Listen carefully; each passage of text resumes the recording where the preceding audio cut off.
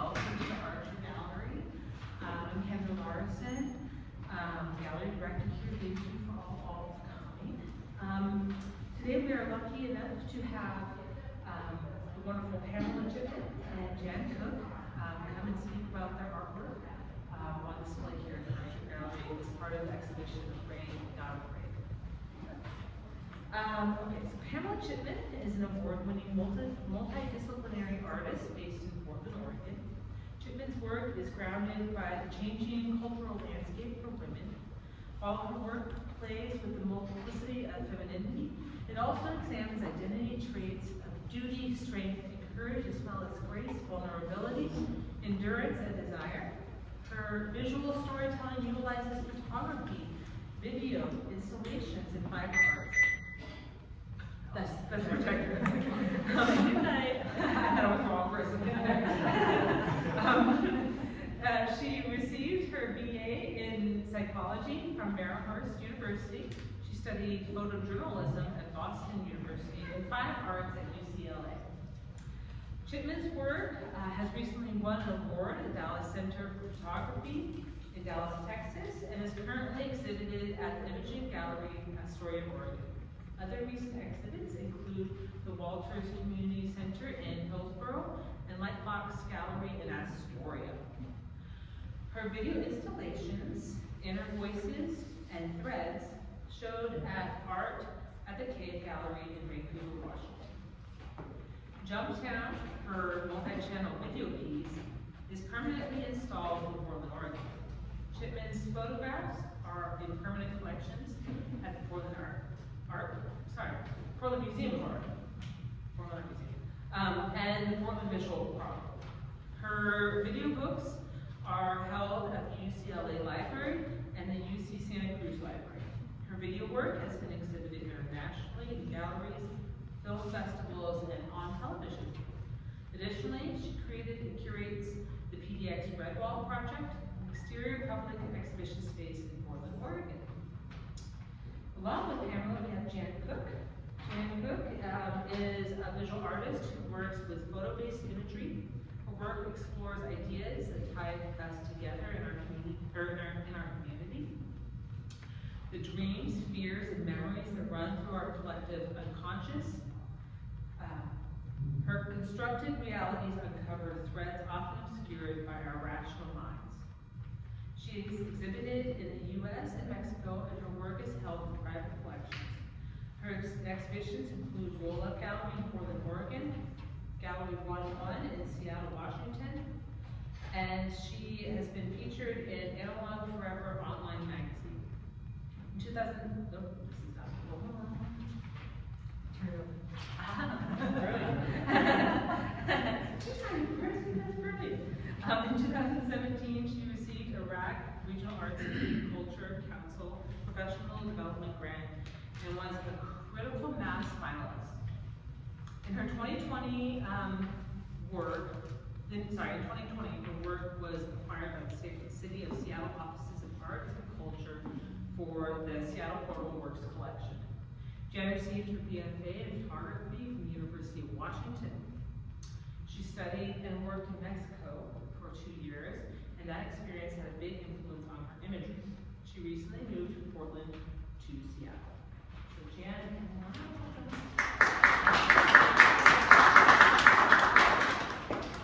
first, I want to thank you all for being here with us today, and thank Kendra and Art College for allowing us to exhibit our work. It's been a wonderful opportunity and a great experience. And I have to apologize, I'm going to be probably doing some reading because there's a lot of stuff that we want to share with you today. So, like Kendra said, that I studied photography as journalism at Boston University and photography as my art at UCLA. And it was at UCLA, in the art department, that I first started doing installations and video work.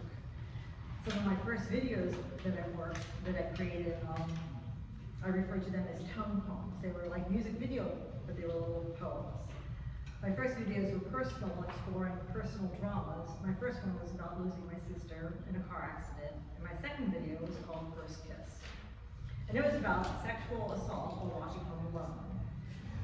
I've actually used some of the dialogue from that video in this installation, Afraid Not Afraid. I think sometimes making art is very therapeutic, and it's a way to work through some of the experiences that we have that linger in our subconscious. I'm very interested in the emotional life and how it affects our memory and how our memories can change. I like to explore the depths of the human experience and the inner life. I started photographing silhouettes, so silhouettes are mine in the back. I started photographing silhouettes about 8 years ago as a way to portray older women as interesting, vibrant, sexual, and dynamic individuals. Myself and my friends, my colleagues, we were all in our 50s. We were working freelance in television and film industry, and suddenly we weren't getting as much work as we had before, and it seemed like to me that our experience was not as important as our youth and our beauty. So that first series of silhouettes was called Holding Secrets. And I photographed older women, each with a bouquet of flowers. And I started to see that it really freed them up, freed the women up, not knowing that they were not going to be recognizable, they were made anonymous. And I started to see their power, their sexuality, and their grace emerge as ageless beauties. And I thought about the dark spaces in the silhouettes and how they hold our interior personality, how they hold the traumas, the place where we hide our memories, our secrets, the good and the bad, that allows us to put forth a more different, more curated persona to the public. We could emerge as joyful, sexual, powerful people taking up space. More. So I generally photograph the silhouettes with my camera on a tripod, and I would often take over 500 images at a time. And I began to see that these images could function as animations. So I did string them together, and I made a series of animated videos edited on software. And I began to imagine what thoughts might be going through their heads. So I started playing around with different kinds of internal dialogues, thoughts, and lists, snippets of songs and poems and books, all from a female perspective. Some of these are painful memories that linger in our minds, things that we want to forget, and some things that we wanted to remember. And some were very incidental thoughts like grocery lists, shopping. One of the prominent and recurring thoughts that always emerged was the fear of sexual violence. This fear was generated by myself and my friends' personal experiences, the ever-present fear that many of us hold inside of us that we live with every day. Before I get going, I just wanted to say that we're going to have a Q&A at the end, but if you have a question or not to talk, you can raise your hand. We wanted to keep this a little more casual. I like to work with issues that I'm going through personally or thinking about in my life. It's one of the ways I explore my relationship to the world. It isn't always literally about me, and it isn't always the real story about me, but somehow there's always a connection or a correlation. Prior to this project, some of my work explored folklore and fairy tales. I was interested in how the same themes and iconic characters show up across different cultures. I saw these reoccurring ideas as somehow rooted in our essential nature, our collective unconsciousness. The stories talk about the base threats that we all feel as humans, but they also become cultural training telling us how to act. And a lot of these stories deal with fear, like Little Red Riding Hood telling women to be afraid of the big bad wolf. In my early work, I did a lot of self-portraits, and after that, my work dealt with sexism and gender stereotypes. I made a spoof of the Snap-on Tool calendar called the Cuckoo-matic calendar. Instead of women and tools, my calendar had scantily clad men with kitchen appliances. I also photographed men in traditionally feminine poses where the viewer might mistake them for women. And I photographed women in poses of strength with tools and barbells. That work was partly influenced by my work as a grip in the motion picture industry. I worked doing that for about 13 years, starting in the late 80s. There were very few women doing that job. I was the only woman lighting technician in Seattle at first. I always say it was kind of like being a construction worker with mostly men in that job. I grew up in a household of women, as my parents had divorced, and I lived with my mom and my two sisters. So I'd seen that the traditional family roles didn't always work out so well. And since we were all female, we didn't get to divide the household work by gender. On the flip side, I didn't live with my dad full time, but he repartnered with a feminist, and they were both kind of hardcore about questioning traditional male and female roles.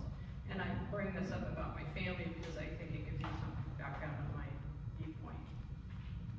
So now I'd like to read you the Afraid Not Afraid artist statement. So Afraid Not Afraid examines how women live with the ever-present threat of violence and the feeling of being unsafe in their world. Gender violence, sexual stereotypes, and portrayal of women in media and popular culture feed and perpetuate this fear in our society. The installation looks at how these forces shape the lives and behaviors of women, often in subtle ways that become ingrained and normalized as part of our worldview. The images reflect the relationship between being watched and objectified and how women present their identities to the world. In creating this work, we're confronting the underlying fear to call attention to and create discussion and change around these issues. Our own experiences with safety and consent propelled us to create a body of work that looks at the emotional side of this subject. We are white, cisgender women who grew up during a period of change created by the women's liberation movement of the 1970s. As young women, we saw new possibilities in the female gender roles with opportunities to become stronger and more independent. This grew our expectations of equality between the sexes, which did not always play out. Although recent generations have seen rapidly expanding views on what it means to be feminine in America, there are still problems today.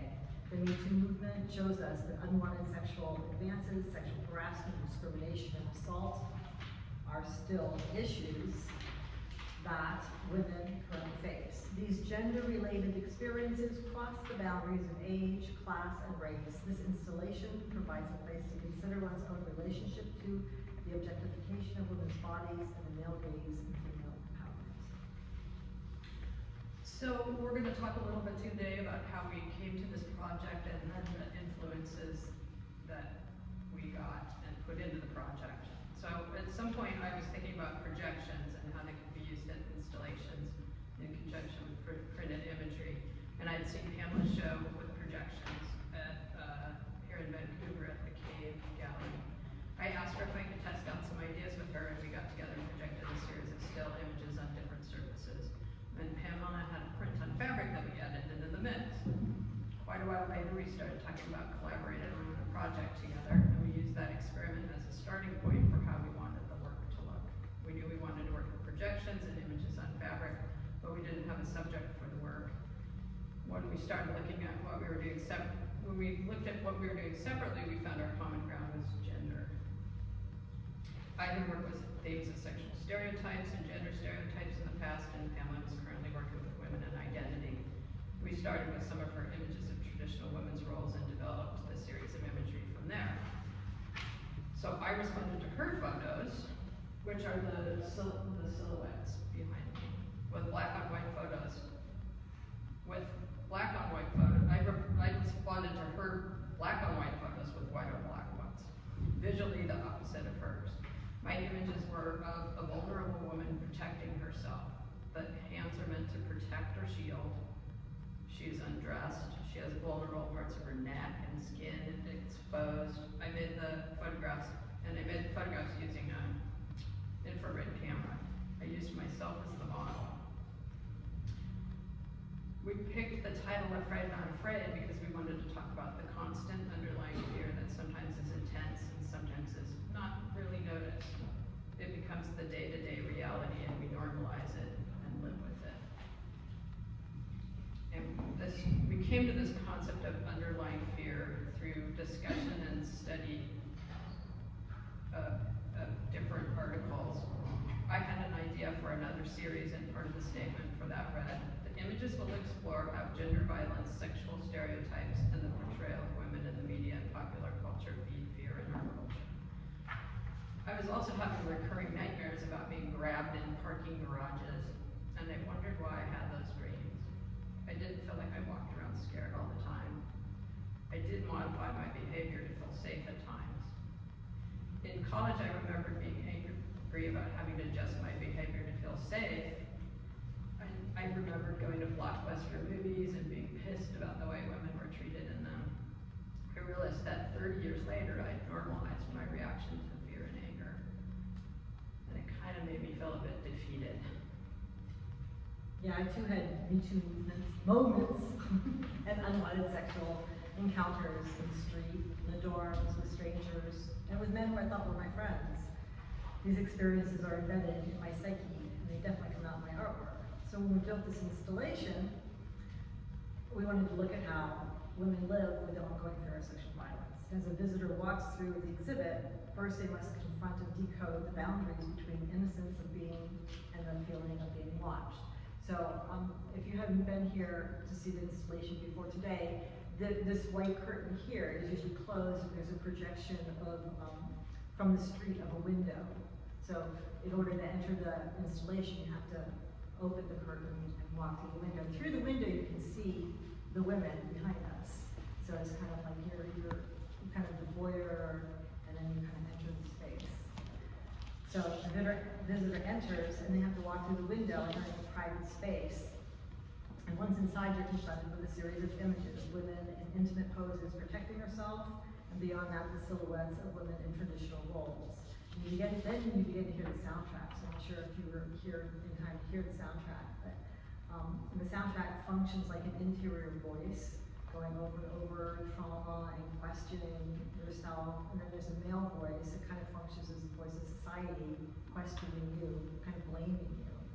So we're looking at the boundaries between the personal and the public.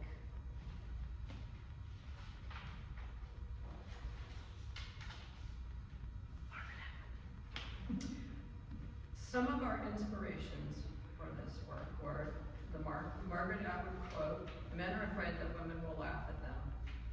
Women are afraid that men will kill them."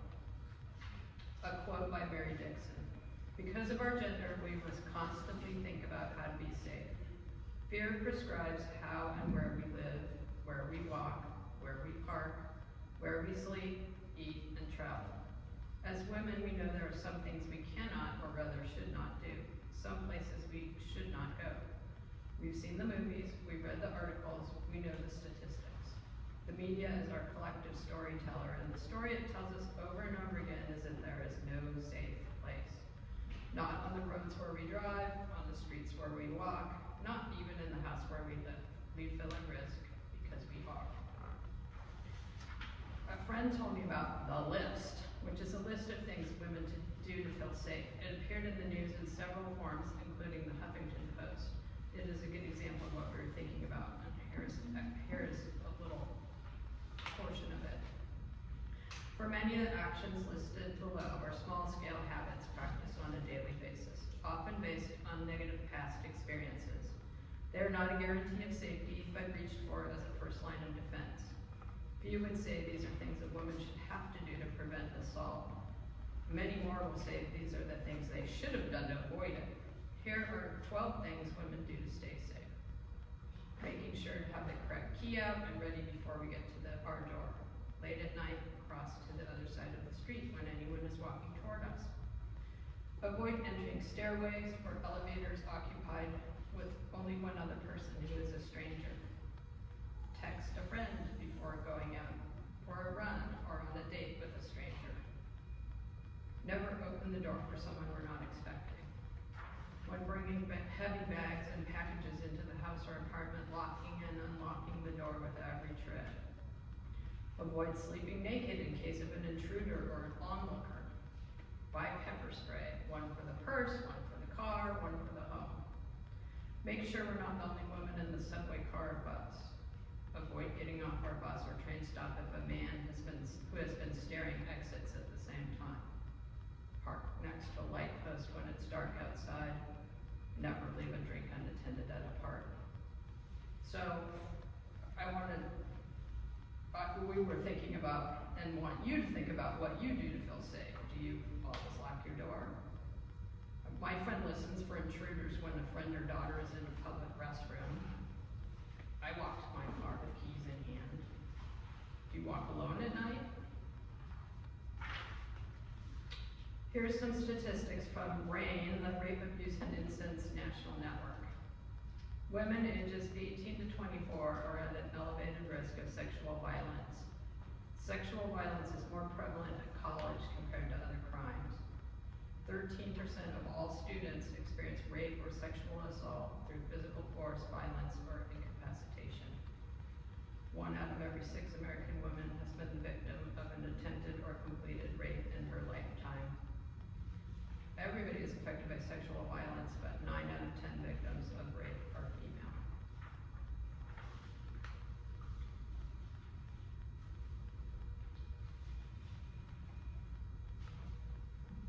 I'm gonna skip that. Oh, okay. We'll jump ahead. So a little bit about the soundtrack, which you may or may have not heard yet.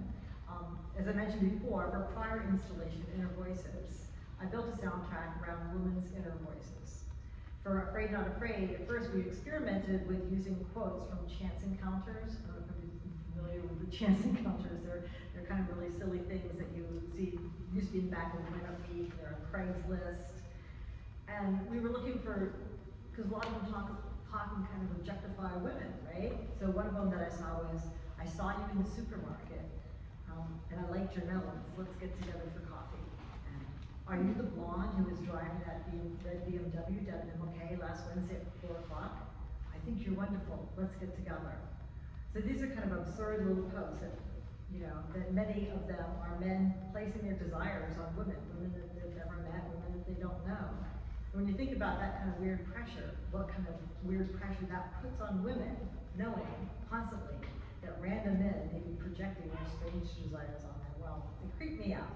So I experimented with a group of those quotes for this installation and for the objectification idea, but couldn't really, there was no real way that the voices didn't seem to work because we didn't know where they were coming from. So we wanted you to know that we wanted the viewer to know that women felt unsafe. So I gathered some dialogue from a variety of sources that I had. Women I had reported counting disturbing gender-aggressive moments, and I mixed them with a list of phrases highlighting their fears and a series of victim-blaming phrases. These are conceived of as thoughts going through the victim's head. I recorded a variety of different female voices saying the same thing to accentuate the repetitive nature of these events and how many different women feel the same way. Originally, Afraid Not Afraid, there was only one voice, mine, and the soundtrack was soft and poetic, but as you listen to it, you would realize that things are not always pleasant. So we have 2 different categories of thoughts and words in the soundtrack. One is the women who are thinking about the unwanted sexual attacks and encounters, and the other category is what we refer to as victim blaming, things that police officers, partners, family, friends might ask with the underlying sense that the victim was to blame. Things like, what were you wearing? How many drinks did you have? So we thought we should add a male voice to that part of the soundtrack. Let's see if that worked. I'm going to talk a little bit about victim blaming. This is a definition from the Sexual Assault Center in Edmonton, Alberta, Canada. Victim blaming can be defined as someone saying, implying, or treating a person who has experienced harmful or abusive behavior like it was a result of something they did or said, instead of placing the responsibility where it belongs, on the person who harmed them. These responses often stem from a belief that there are specific things people can do to avoid being harmed. Another common belief that feeds victim blaming is the idea that we live in a just world and people get what they deserve, whether good or bad. Finally, people don't want to believe that people they know and trust are capable of harmful behavior. Victim blaming not only discourages survivors from coming forward for fear they'll be blamed, it also actively shifts focus away from holding the person doing harm accountable. One inspiration for our list of victim blaming questions was from an article by Chanel Miller, a letter to her attacker that went viral on BuzzFeed. In 2015, Chanel was raped outside a frat party by a male student who was sentenced to only 6 months in county jail and then probation. The judge said he feared a longer sentence would have a severe impact on Turner, a champion swimmer who once aspired to compete in the Olympics, a point repeatedly brought up during the trial. Here are some questions Chanel was asked during the trial. When did you drink? How much did you drink? How much do you usually drink? What were you wearing? Why were you going to this party? that? Are you serious with your boyfriend? Are you sexually active with him? When did you start dating? Did you ever cheat? Do you have a history of cheating? So it's kind of interesting with all this, like, you know, victim blaming, sexual assaults, and all these kinds of things. Like, so how do you work that into this little, you know, installation thing, you know? So we had the women, and it's like really interesting how the women banners by themselves, you walk through them, and as you walk by, they sway and kind of interact. You can see one through another, and it kind of like this interesting, fun little installation. And then you start to hear the sounds, you know. What's that about? You know? So in our installation, we have the fabric banners, and then we have the projection on the window, which, you know, projected on the curtain, which is the window that you walk through. And then we added some text on the floor that's kind of from the audio track, so that it would, you know, kind of encourage you to walk through, so you wouldn't feel like, you know, oh, I just have to stand here and look at the whole projection, you know. And the images are all printed on a chiffon fabric, and so they're very light and movable and kind of almost dance. And during our opening reception, we actually had a dancer come in, and she danced through the installation, about a 15-minute dance, and it was very, very poetic. She kind of expressed the fear and the anger and the angst, you know, and kind of like even hugged some of the banners, and that was very interesting. Are you Never been there, but I just did that. okay? Well, when we started out knowing that we wanted to work with projections, and we originally thought we would use more than one. And when we played around with different images, we used some things like men's eyes watching. We tried the window, and when we put up the window, we both had kind of an aha moment, because it made me feel like a participant in the experience, like I was actually there looking at the window and the women inside. You can see through the window, just like you're looking in from an exterior into a lit up house. The window also provided the idea of an interior and exterior space in the house, and this worked with our idea of interior fear and exterior appearance. There's several examples of interior and exterior in this work. Pamela's idea of the silhouettes representing interior secrets, the juxtaposition of my images of interior or personal moments versus the silhouette women representing exterior personas, and then again the interior versus the exterior of the house. So there were some challenges in presenting political work. You know, first you have to do research, so you make sure that you have good and accurate information. Second, when you're exhibiting more political work, it's a little more difficult to find venues to exhibit it. So in creating our installation, like there's nothing here for sale. You know, so we couldn't really show this in a gallery, because the galleries make their money by selling things. This, we wanted just to be an experience. We wanted it to be like free art, right? So we're more focused on museums and university galleries for exhibition possibilities. There were plenty of people who were concerned with the effects of our work would have on other people. So we spent a lot of time presenting it to people and finding out how they would react to it, men and women alike, trying to figure out how it's going to affect them.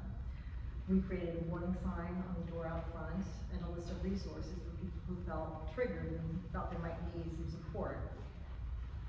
There were other challenges in creating the installation. We wanted to create an immersive environment, something that people could walk through and spend time with. And there were a lot of technical issues. And we were fortunate to be able to workshop our ideas at Pacific Rim Lighting Warehouse, thanks to Jan's husband, Ted, who was working there, was instrumental in making that happen.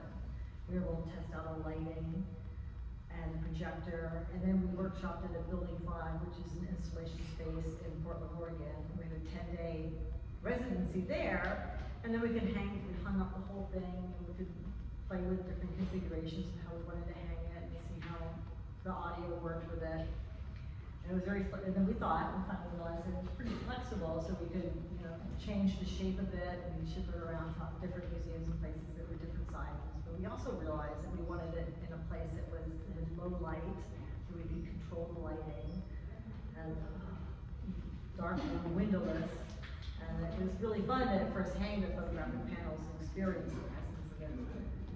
Jan was very instrumental in developing the layout and hanging. She figured out all the logistics and the spacing of hanging, and I was more the projection and the fabric kind of person, and the soundtrack. And another challenge was COVID, because we started putting this project together in early 2021, and we originally thought we might show it in Building 5, but we realized we weren't going to get anybody to come out at that point. And it was too light in the building. Collaboration has its benefits and challenges. Each of us has a different skill set, and working together allows us to benefit from all of that knowledge. Pamela is a videographer and knows about projecting images and editing soundtracks. I know rigging, how to safely install work overhead. I'm a kind of OCD proofreader, and talking together is a great way to generate ideas. So there's some great energy in collaboration. Even though it's a collaboration, we both have different viewpoints on this work. I tend to want to show the dark, scary side of the subject and make it uncomfortable. And Pamela tends to want to show the part about we settle the darkness within ourselves. Yeah, I really liked working as a collaboration. This was my first big piece that I worked as a collaboration. And some of the advantages with it, brainstorming together and having a great editor. Anything that I wrote, she would look it over and read and help me with that. And there were different ways that we could partner together with different skills that we had. Definitely she was better at layout and rigging. And I liked having the feedback on my ideas, the motivation of being responsible to someone else as deadlines approached. And plenty of checks and balances. I liked it. This work is based on our own personal experiences. We made it from a personal perspective, and we drew from our own experience to make it more authentic. We chose to be introspective in our approach, and we hope that this will cause a viewer to examine their own role in this issue and look at their own relationship to the system. We want to create empathy for women, and one of the goals with the project was to create discussion around this topic, which what we hope will increase empathy for women and others who may live with underlying fear and open new possibilities for change. So we shared this work as we were developing it at a series of photo reviews. Now, photo reviews are conferences for photographers where we go and we meet with a variety of museum curators and gallery curators and other professionals in the photography field. It's kind of like speed dating for photographers. And so we thought, and we were really interested in finding out what men would think of this work, because when we developed it, it was all female-oriented, about women, and it was just us, and it was COVID, and so we weren't really going out in the world. So finally, we got a chance to meet with a whole bunch of men and show them the work. And we kind of gained, and so some of the men, feedback was that some men gained insight into their own behavior and actions. Some were very dismissive and let us know that they've already had sensitivity training, so they didn't need our art. But I think most men responded with compassion and insight about how women in their lives might feel. So we were curious if people were thinking that we were stereotyping men. This is certainly not our intention. We do not believe that all men are abusive, and we do believe that it is currently a cultural issue, and that with awareness, things can change. Yeah, and what we're saying is that many women we've talked to have changed or learned behaviors to feel safe because of an underlying fear of being hurt by men. And perhaps this generalized fear is kind of a stereotyped bad man. But I do feel that women in our culture are trained to be this way, to be vigilant and careful. Our mothers and fathers told us the things we should and shouldn't do, and it's reinforced by movies and the media in the ways that women are portrayed. There's a lot of movies about women being physically abused, stalked, raped, and preyed on by men. These just feed the problem. I kind of like using images of stereotypical women's work in there. There's a few of the images in Pamela's silhouettes, because I feel it ties into the whole history of oppression of women. Part of what and that's what created this underlying fear. Using the stereotypes feels to me like an exploration and questioning the stereotypes that culture pushes on us and how we want to react to them personally. I think I may have already said this in different words. We'll try it again. So I think a lot about the interior and the exterior elements. So our personality, and then the installation, the window, and walking through it, that creates the first divide, the internal and the external. And then Jan's images in the front row and mine in the back are very different. Hers are about self-care, private moments, and mine are about public moments, public personas. And when we walk through the installation, you may feel a sense of delight walking through the images, swaying, and then you hear the audio track. Instead, becomes more conflict.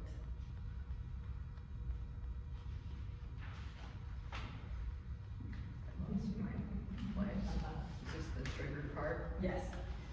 Okay, some people have been triggered by the work. Triggered. A couple of my friends have been very upset by this piece. And it's made me really think about how we're putting what we're putting out there in the world. And I think there's a balance between getting our message out and upsetting people, and it's pretty challenging.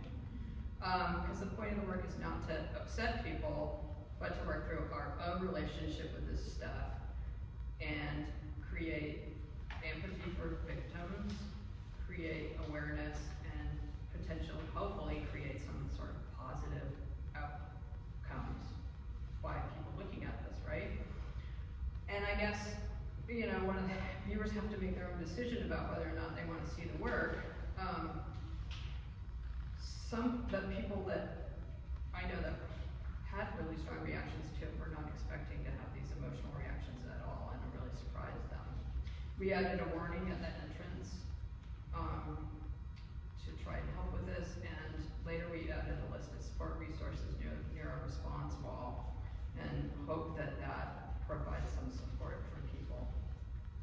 And we also hope that if it is an uncomfortable experience, that viewers are able to work through some of that for a positive outcome. Some of the My turn. do you have I have something. yes. Positive outcome. I don't know if you've seen the response wall. It's around the corner, so it's right by the exit. And it's really interesting. So we found that a lot of people do have stories that they wanted to share. So it's kind of hidden, so that you actually walk all the way through the experience, installation, have your experience, and on the way out, you say, oh, look, and you can read some other people. So I encourage you all to go over there and see what other people have been saying. And it was a way for people to have a connection to the work or write together thoughts and ideas, and something that we can actually take home with us and look and consider about, how to reinterpret our work in the future. So I started thinking, what are some of the reactions that women have to this underlying threat of violence? Some arm themselves physically, but defending yourself from domestic violence is tricky. A lot of women end up incarcerated. As per Elizabeth Flock, author of the book The Furies, people who are white, middle class, and do not know their attacker have a better chance of walking away without jail time. Another option is to become involved politically. And I think this is really important, as our rights as women are not well protected, and the rights we have are being eroded and chipped away. The Equal Rights Amendment to the Constitution was written in 1923 and has never been ratified. It says equality of rights under the law shall not be denied or abridged by the United States or by any state on account of sex. It's pretty simple. It still hasn't passed. Arizona, Texas, Missouri, and Arkansas restrict divorce during pregnancy. This is important in relation to gender violence because homicide is the leading cause of death for pregnant and postpartum people in the U.S. 3 to 9% of women experience domestic violence during pregnancy. A study published by the Journal of the American College of Surgeons found states that restrict abortion have a 75% higher rate of peripartum homicide. That's people killed while pregnant or in the year after giving birth.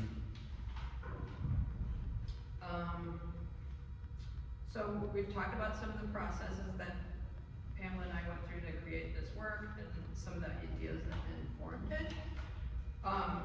We hope that this discussion and bringing awareness to the subject can create some positive change in the world, and hope that you will continue this discussion in your own lives. We'd like to thank Kenya Larson and the Archer Gallery for this opportunity to exhibit our installation and present our work. We'd like to thank RAC for their grant support and Pacific Ribbon Lighting for their assistance and donations. And I hope that you have some questions for us or comments on what we've said. Yes? I just had a quick question. Could you read back the states that about pregnancy and homicide? Yes. Divorce?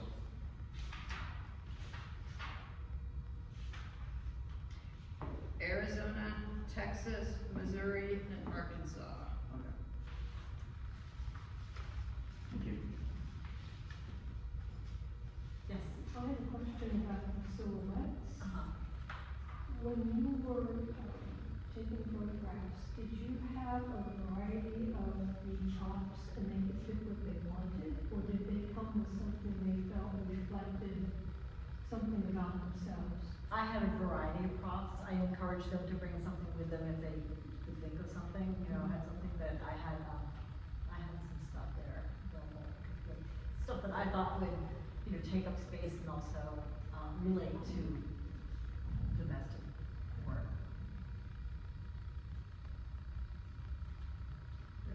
I'm very interested in the response men have to this. You mentioned reviewers that some were interested, but a number of them dismissed it. I think it's very interesting because I think as women, we kind of process this stuff on a daily, you know, we think of it all the time, and it's part of our lives. And to think that a reviewer would say, you know, I've already done my sensitivity work on this, like it's done, you know, is very interesting. And I don't see change, or not enough change anyway, in society until it's the men that are discussing it, sharing it, and advocating for women. Women have been doing that work forever. It's like Black Lives Matter. Black people understand the oppression, live it every day, have been working on it forever. It's white people's work that has to change it, and to me, it's men that have to change this. We've been working a long time, but we need advocacy, we need voices from men, and that's what's going to have to happen. And I know it's uncomfortable, especially to feel like you're of the class that is the oppressor, but it's not really men, it's patriarchy, it's the patriarchal structure that oppresses all of us. And until the so-called oppressor gets that, there's going to be defensiveness. So I think that's really, it's very powerful to do this work, but the audience needs to be broad. And I guess that's my question. But, you know, I'm very drawn to this work. It's work that is, you know, a subject I'm very interested in as well. There's many ways to approach it. But it's, you know, it's like, come on guys, join us, you know, come on in. I think we felt that there were some that they are starting to join, but they have to, like you say, they have to become a voice as well. You know, They have to be making some of the art. And I know about it, because I know a man who in his job, you know, he found out he was getting paid more than the women doing the same job, and he told the women, and the company had to change. Yeah. And he did not get fired. Everyone got a raise, you know. So, you know, that's the work. It's those things, little things here and there, Yeah. you know, that can help it happen.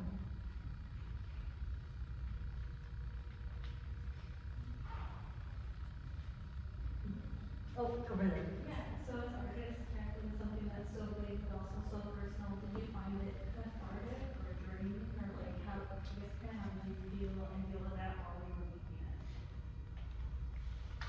Well, you know, when we took this to the photographic reviews, some people encouraged us to go bigger and broader, and we talked about that, but we realized that that would sort of diffuse, it would, first of all, it seemed overwhelming, and then we also thought that would sort of diffuse our message by trying to bring it to, make it include everyone.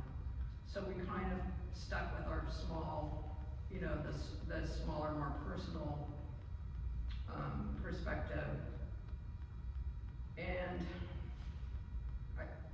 you know, just trying to go from there. And it's interesting, one of the people that really got triggered by this piece was a male friend of mine. And he, he came into this and really remembered some parts in his life where he felt powerless and vulnerable. And that's what we were hoping. We were hoping that it would sort of go beyond I mean, there's obviously the subject, but we're also hoping that we'd go beyond the subject so that other people could relate to it in the broader picture. So, I don't know if that answers your question. Well, and when I was working with the soundtrack, sometimes in the Bay Area especially, I just kind of got overwhelmed with, you know, the amount of, because it was very repetitive, you know, the dialogue, and it was just kind of like, oh, I hadn't put it away for a while.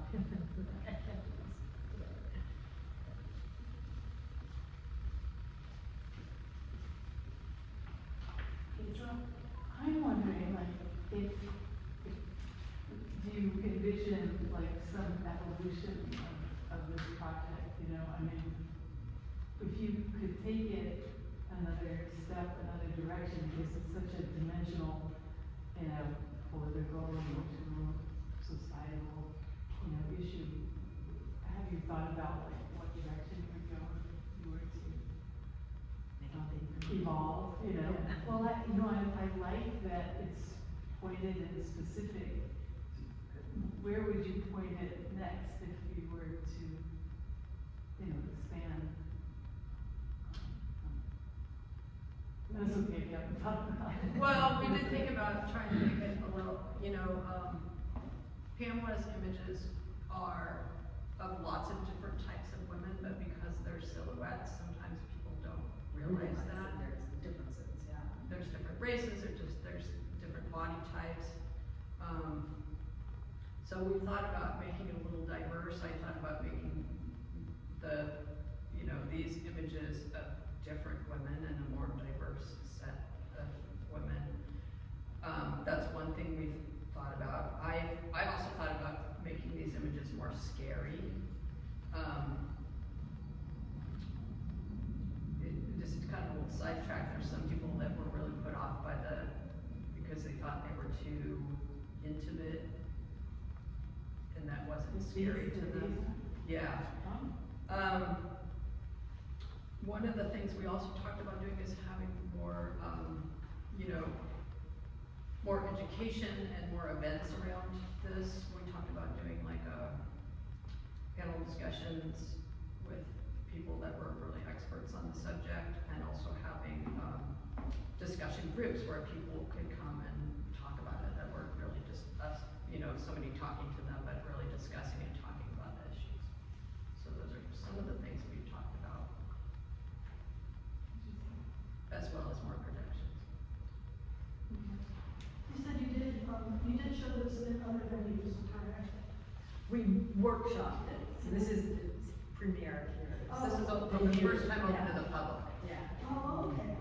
I was just wondering in different venues, there's different restrictions with the space and everything, and if this is the intended, like, you would always set it up in this manner, or. Well, we've thought about different ways to configure it, and I think that, it might read differently, so that'd be kind of really fun to walk through and play with that a little bit, but we haven't really done that too much yet.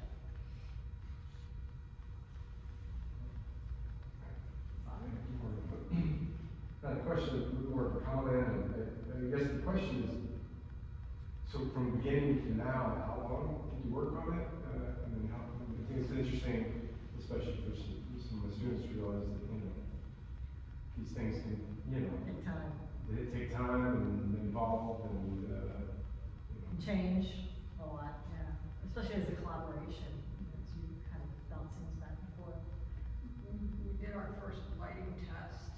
We had the banners printed and did our first lighting test at Pacific Ribbon Lighting in,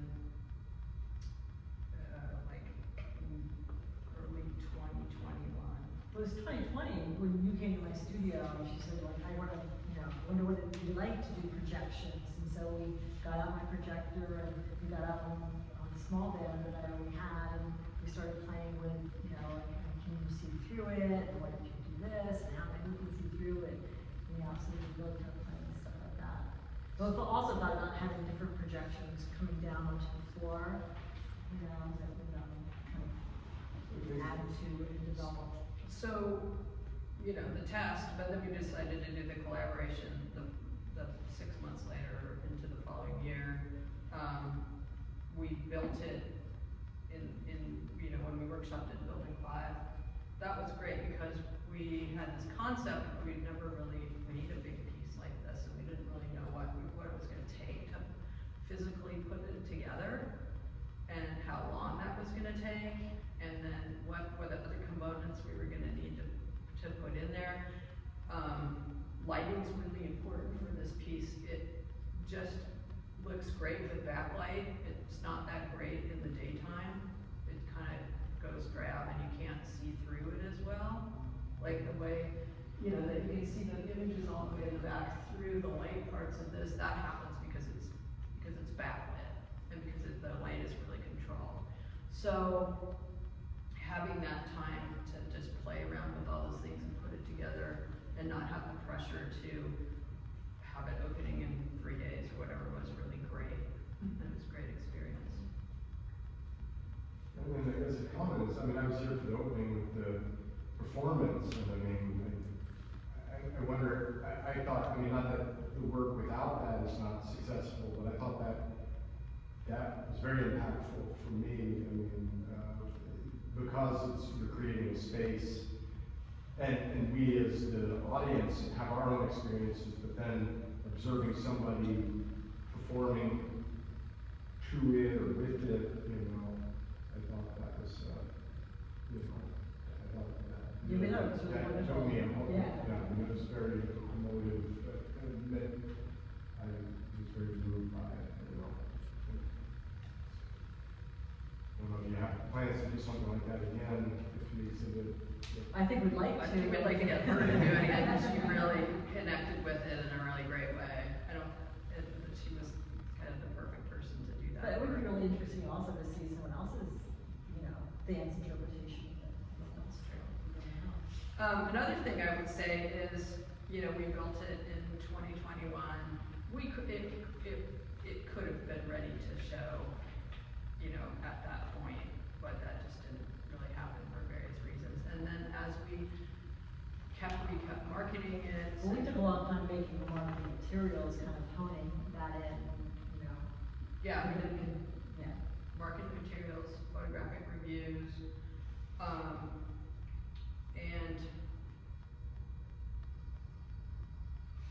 I kind of lost my train of thought there, but as it went, as we continued to work on it, though, it did continue to evolve. Like the soundtrack, got a lot better and more impactful. We added the text on the floor. So having that extra time was really great.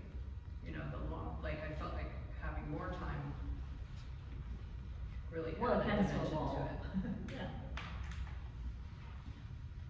Did you have a question, Kendra? Yeah, just,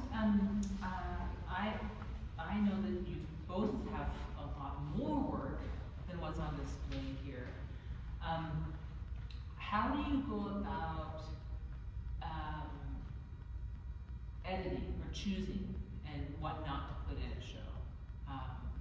Generally, are there certain, I know you both work very differently too. Pamela, you have this collaboration with your models, and so within that process, maybe there's some editing and some subtracting that comes from that. And Jan, I am sure that there are certain reasons why some photos just don't make a grade, but I don't know if you want to talk to that at all, if Well, it's really interesting, you know, because like when you put together a body of work and you start working on it, and you're lucky if you have some friends or other artists and you can show it to, because you get really attached to certain pieces for different reasons, you know, very personal reasons, or maybe you like that model that maybe they're not doing the right thing, and so it's really important to show it to other people and get a conversation going, and their opinion is not always, you know, the best thing either, you know, so you have to really like get it from a couple different people, so you can kind of take some feedback and listen to it and then go through the editing process. I mean, as a photographer, you know, you take tons and tons of photographs, and it's like, wow, you know, how do you divide them up? How do you see them? How do you put them in line? And you?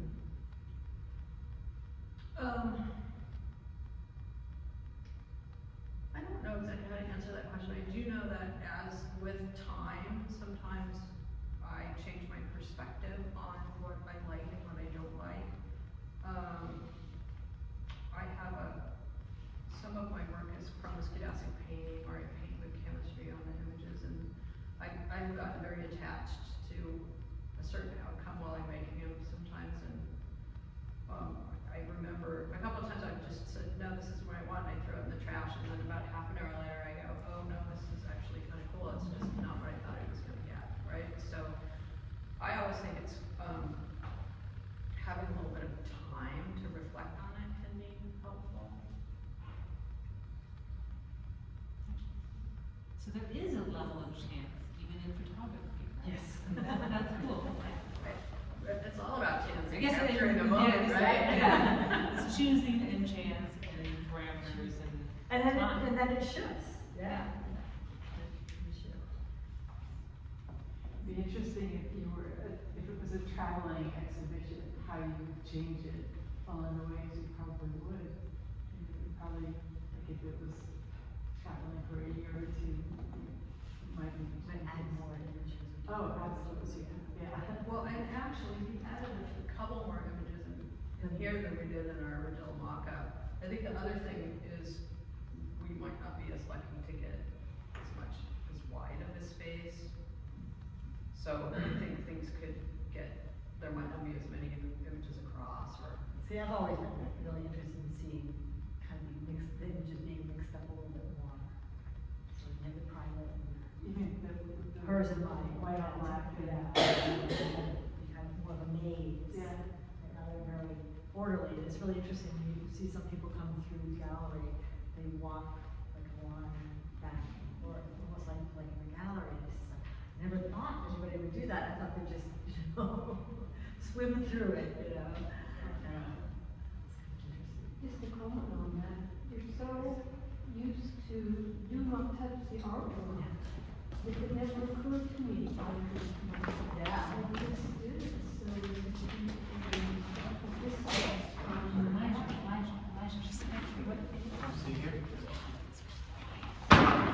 I know, we're trained to do that, right? And so it's like, how do we let people know that it's okay to, you know, we don't want them to hold it, but you can certainly.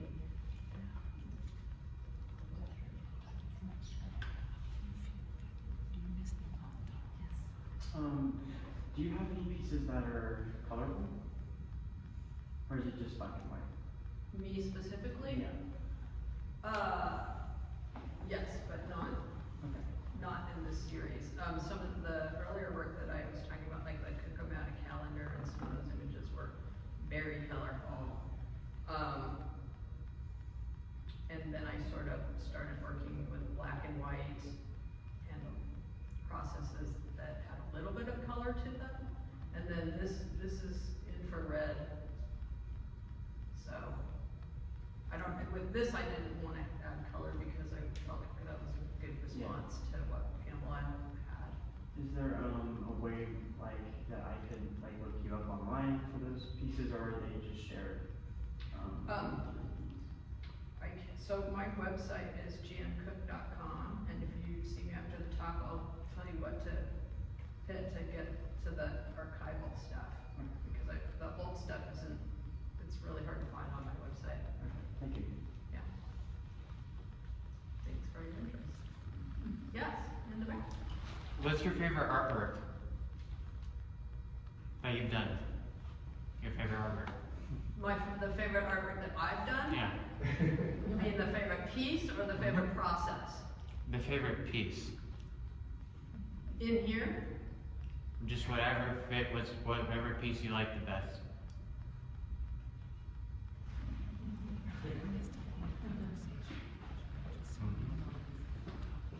I like this one. Yeah? Yeah. Cool. But I also like this one because of the movement.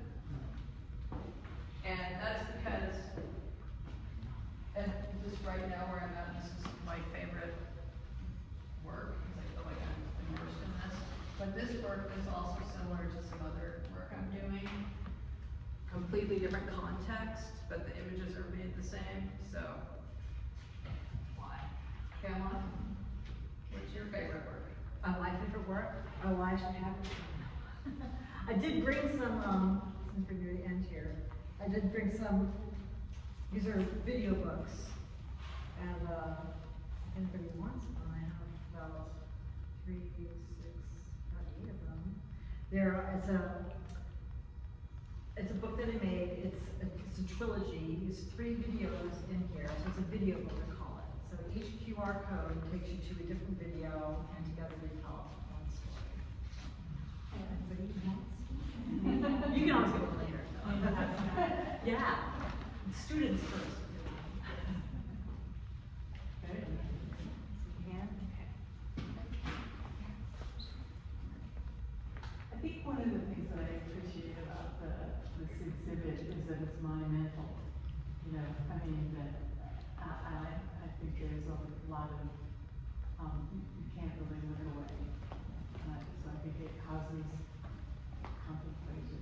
And I also think, it's very clever that you put it on chiffon, which is kind of a lingerie-esque, material, that it's transparent,